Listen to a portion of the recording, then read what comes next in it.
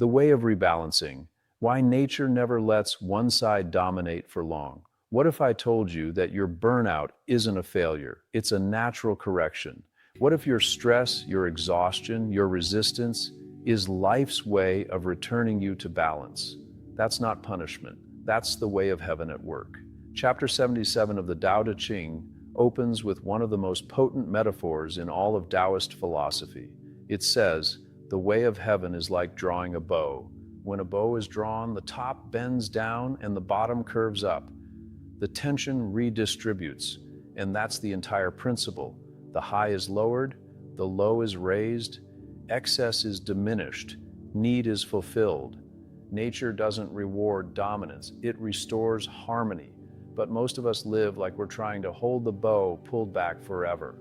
We chase more. We stretch ourselves beyond center. We become addicted to staying on top and fear what might happen if we let go. And in that very tension, we lose our power, because just like a bow that's drawn too long will snap, so will a mind that's overworked, a body that's pushed past capacity, or a life that's forced instead of flowed. Chapter 77 of the Tao Te Ching. The way of heaven is like drawing a bow. The high is lowered, the low is raised, excess is reduced, need is fulfilled. The way of heaven reduces excess and fills need, but the way of humans is not so. They strip the needy to serve those who have too much. The Tao reminds us, the way of heaven reduces excess and fills need. It doesn't take sides, it rebalances. Now let's get real. How often do we chase success in ways that leave others, or even parts of ourselves, behind? We give 110% to our business, but neglect our health. We grow an audience, but lose intimacy with those closest to us.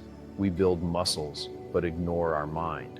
That's excess, and what follows is the Tao doing its quiet work of rebalancing. And here's the beautiful paradox. The correction isn't cruel, it's compassionate. That injury that slowed you down, that failure that humbled your ego, that pause that forced you to reflect, all of it was the way of heaven realigning your life. Now let's contrast this with what the verse says about humans. The way of humans is not so. They strip the needy to serve those who have too much. This isn't just about economics, but it's about how we steal energy from the weak parts of ourselves to keep the strong parts inflated. We ignore inner wounds so we can stay productive. We suppress emotions so we can appear strong. We silence our spirit so our image can speak louder. And slowly, subtly, we move out of harmony, but the Tao always rebalances. The question is, will we flow with it, or will we resist and break? In the yielding warrior method, this teaching lives at the core of our practice. Yielding isn't about weakness, it's the wisdom of letting nature adjust us before it needs to break us. It's a strategy of sustainability. That's why every ritual we teach, from breathwork to qigong to meditation, is designed to bring you back to the middle.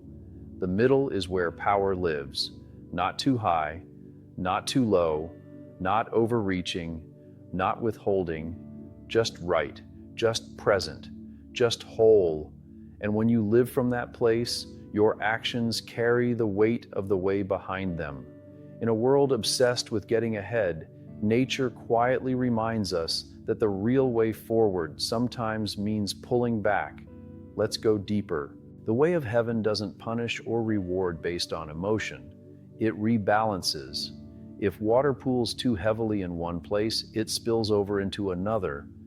If one part of the body becomes inflamed, healing begins elsewhere. It's a natural correction system, not out of anger, but alignment.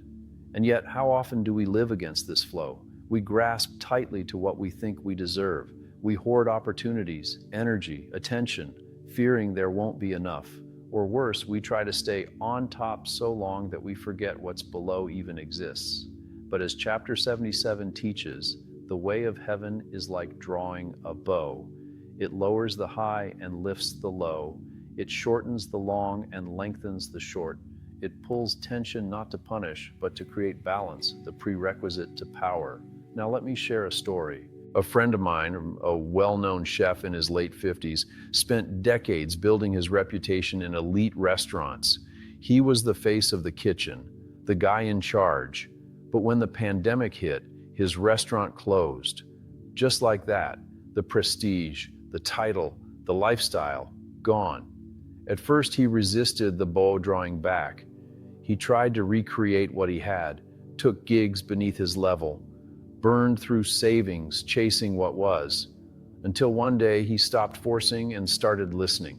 He remembered his early joy, teaching young chefs how to feel food, not just follow recipes.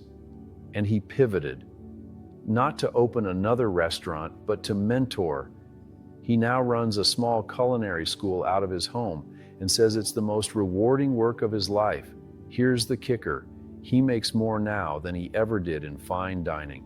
But more importantly, he's finally aligned with his deeper purpose. That's the way of heaven in action. It pulled him back so he could launch in a new direction. It lowered the outer image to raise the inner life. That's what the bow does. It builds tension not to punish, but to aim. How about you? Is there somewhere in your life that's been overextended? A role you've clung to too long? An identity that's become too inflated? A part of you trying to be everything for everyone? The way doesn't strip you to hurt you. It adjusts what's bloated so your power can flow again. In the yielding warrior method, we call this returning to the center. It's the space between extremes, the middle point between too much and too little, and it's where your deepest strength resides. This is why the meditative arts are so crucial, because they train you to feel the imbalance early, before the rebalancing gets rough. Daily breathwork reveals when you're pushing too hard. Standing meditation shows where your structure is compensating. Qigong movements uncover energetic leaks. All of it is feedback, but only if you're willing to listen. Which brings us to today's action item, the centering inventory, a 5-minute daily practice to check for internal excess. 1. Sit quietly for 1 minute and breathe deeply. 2. Ask yourself, where am I overdoing something today? 3. Name one area where you've been overreaching, physically, mentally, emotionally, or even spiritually. 4. Visualize drawing the bow back, not to snap, but to aim. 5. Let go of one forceful action today and replace it with a centered one. That's it. Simple, but powerful.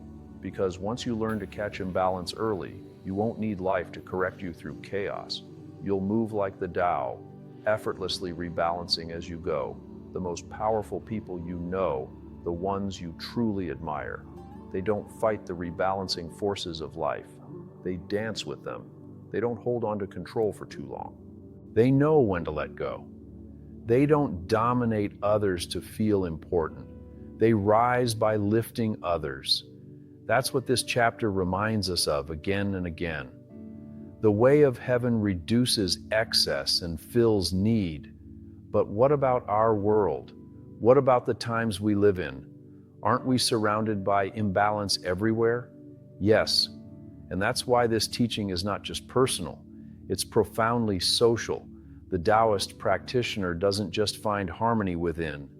They become a transmitter of harmony around them. When you stop striving for dominance, others feel safer around you. When you stop needing to be right, others begin to open up. When you stop hoarding energy, opportunity, or attention, life flows more abundantly through you. In this way, you become the way. You become the balancing force in your family, the calm presence in your workplace, the non-anxious leader in a world that's addicted to noise. But here's the key. It doesn't happen through effort. It happens through practice. And that practice begins with one simple question. Where in my life have I overreached? Where have I strained too far, said too much, held on too tightly, pushed too hard?